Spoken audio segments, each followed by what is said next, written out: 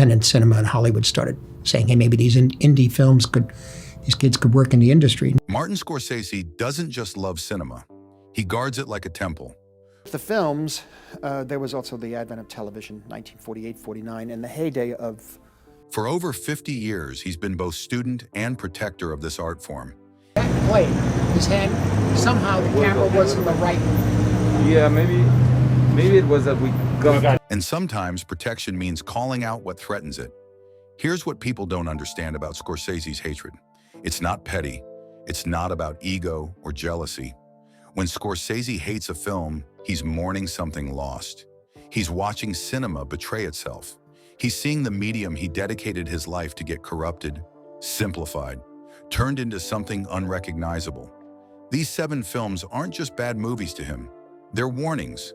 They're examples of everything that can go wrong when filmmakers forget their responsibility, when they choose spectacle over soul, when they pick profits over poetry, when they abandon the audience's intelligence for their wallet. This list matters because Scorsese's hatred is educational. Every film he despises teaches us something about what he believes cinema should be. The first John Ford Wayne film that I can remember seeing on a big screen, and this was after seeing maybe a few bits. His rejections are a map. They show us the edges of the cliff, the places where art dies and product begins. So let's examine the 7 films that Martin Scorsese truly hates. And more importantly, let's understand why. 7. Movie 43, 2013. Movie 43 isn't just a bad comedy, it's a crime scene. It's what happens when Hollywood talent decides to humiliate itself for a paycheck. To use this very powerful tool, because we know film, the image can be so strong, not only for good use, but also for bad use. Scorsese allegedly watched 20 minutes before turning it off. He couldn't finish it. Well, I do not start putting down the scarf. Here, feel this. 100% pashmina. Well, at least that's what the guy in the street told me. Then. Not because it was crude, but because it was cruel to everyone involved. Here's the story that matters. A producer friend asked Scorsese what he thought after the film bombed critically. Scorsese said something haunting. "It's the saddest thing I've ever witnessed." Artists destroying themselves on camera. He wasn't talking about the crude jokes or the shock value. He was talking about dignity, about actors with real talent debasing themselves for nothing. This film represents everything Scorsese fears about modern Hollywood. The willingness to abandon standards for a quick buck. The complete surrender of artistic integrity. Movie 43 had A-list stars doing sketches that weren't funny, weren't insightful, weren't anything except desperate.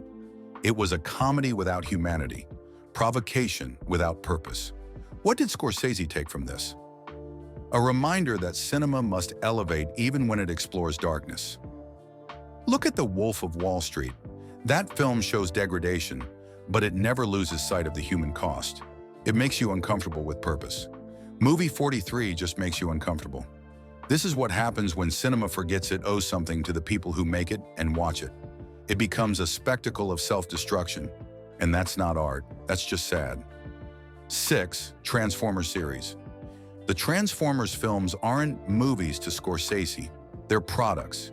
Why not make the film part of that experience? My concern is 2 concerns, and that is that one is that the filmmakers need the theaters. They're business models wrapped in explosions and CGI.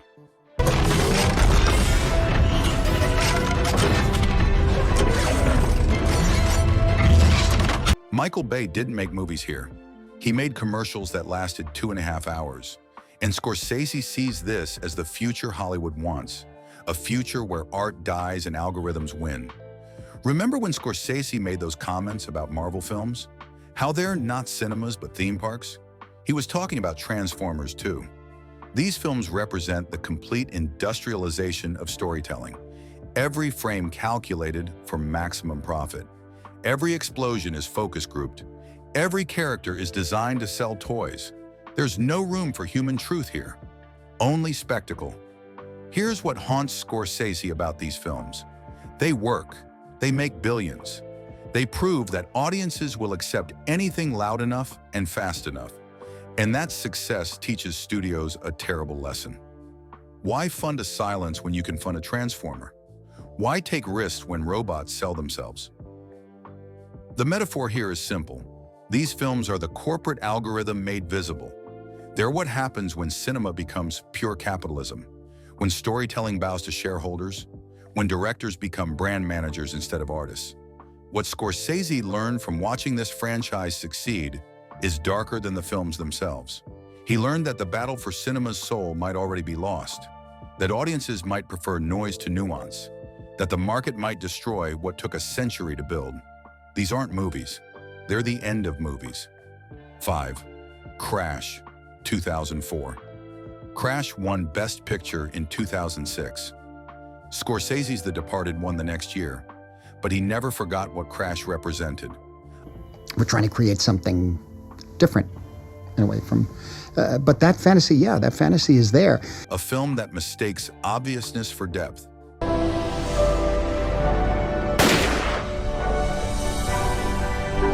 That confuses preaching for storytelling.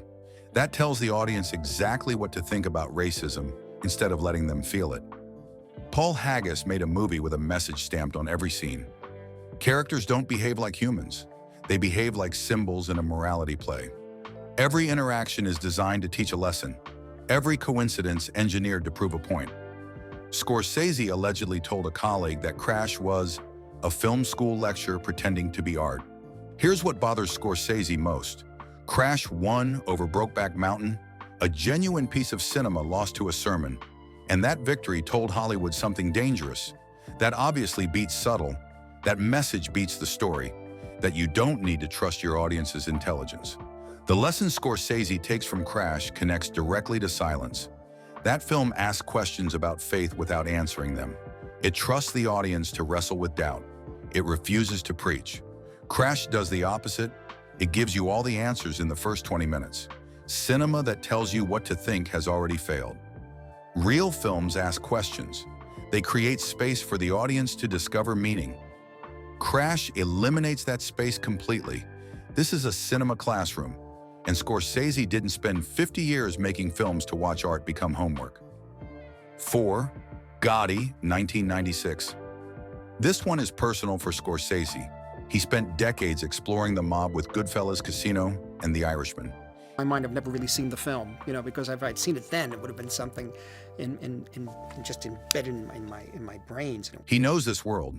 He knows how to show it honestly. Then HBO made Gotti, and everything Scorsese worked for got undone in 2 hours.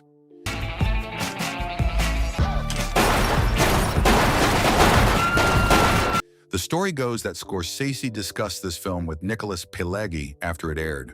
Pileggi wrote the books behind Goodfellas and Casino. They both saw the same problem immediately. Gotti turned a criminal into a hero. It romanticized all the wrong elements. The violence became cool. The betrayals became noble. The destruction became glamorous. Everything Scorsese spent his career avoiding. Here's the difference. Goodfellas shows you the mob life and then shows you the cost. The paranoia, the violence, the inevitable collapse. You're seduced and then you're punished for being seduced. Gotti just gives you the seduction. It makes John Gotti look like a working-class hero fighting the system. This is how you tell a mob story wrong. You forget that these men destroyed lives. You forget the victims. You turn organized crime into a fairy tale. Scorsese's mob films are tragedies. Gotti is a tribute. That's not cinema. That's public relations. What Scorsese learned here reinforced everything he believed. That showing violence requires responsibility. That exploring criminals means showing consequences. That cinema must never mistake charisma for virtue. They made Gotti a hero. Scorsese made Henry Hill a cautionary tale. That's the difference between exploitation and art. 3. Armageddon, 1998. Scorsese allegedly said something brutal about Armageddon after watching it. I couldn't find the movie through the explosions. First 12 minutes of the film, incredibly tight economic screenwriting. Armageddon belongs in the long tradition of disaster pictures. That sentence captures everything he hates about Michael Bay's approach to cinema.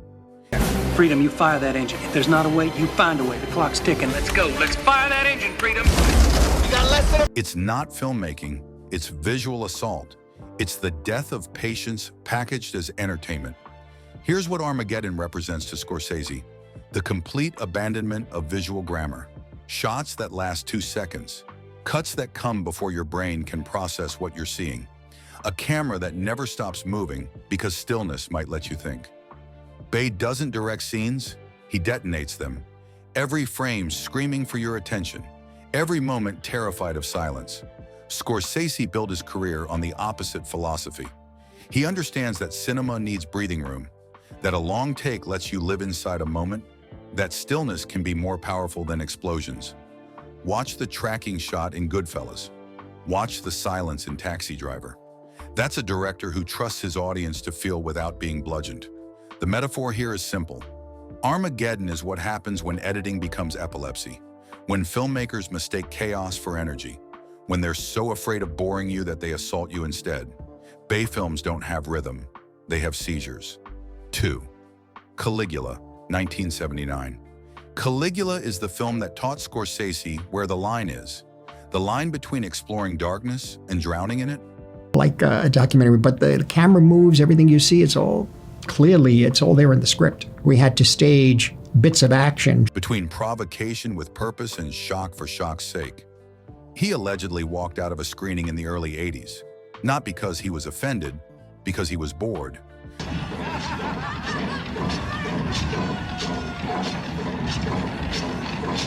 Because beneath all that explicit content was absolutely nothing. Here's what people don't understand about this film. It had legitimate talent involved. Malcolm McDowell, Helen Mirren. Gore Vidal wrote the original script. Then Penthouse founder Bob Guccione took over and turned it into pornography disguised as a historical epic. The sex and violence became the point instead of the story. Everything else disappeared into the excess. Scorsese knows how to film darkness. Taxi Driver explores a disturbed mind without glorifying it. Goodfellas shows brutal violence but never lets you forget the human cost. Casino depicts moral decay with surgical precision. These films use darkness to illuminate truth. Caligula just wallows. It mistakes graphic content for depth. It confuses the audience's discomfort with artistic achievement. The lesson here connects to everything Scorsese believes about cinema. Provocation must serve a purpose. Shock must reveal something true. Violence on screen carries responsibility. You can't just throw depravity at the audience and call it art. You have to mean something. 1. The Birth of a Nation, 1915. This is the film Scorsese hates most. Not because it's technically bad, because it's technically brilliant in service of something evil. D.W. Griffith invented the language of cinema with this film. Then he used that language to glorify the Ku Klux Klan. That's the tragedy. That's what haunts Scorsese. The proof that mastery without morality is just propaganda. There's a story from Scorsese's teaching days at NYU. He screened Birth of a Nation for his students. After it ended, nobody spoke. Not because they were moved, because they were horrified at what cinema could do in the wrong hands. Scorsese let the silence sit. Then he said something his students never forgot. This is why we have a responsibility. Cinema is the most powerful art form ever created. This film proves it. Here's why this tops the list. Birth of a Nation isn't just racist, it's effective racism. It uses every tool Griffith pioneered. Cross-cutting, close-ups, epic scale, emotional manipulation through editing. All of it was weaponized to make audiences cheer for white supremacy. That's cinema's original sin, its power used to spread hatred. This film led directly to Killers of the Flower Moon decades later. Scorsese needed to tell a story about racism that did the opposite. That showed the victims, that refused to make villains heroic, that used cinema's power to illuminate instead of corrupt. These 7 films share one truth. They abandon cinema's responsibility to illuminate the human condition. They choose spectacle over soul, profit over poetry, easy answers over difficult questions. Scorsese's hatred protects what he loves. It reminds us that cinema matters too much to waste on emptiness. Which film would you add to this list? Let us know in the comments below and subscribe for more deep dives into cinema's greatest minds.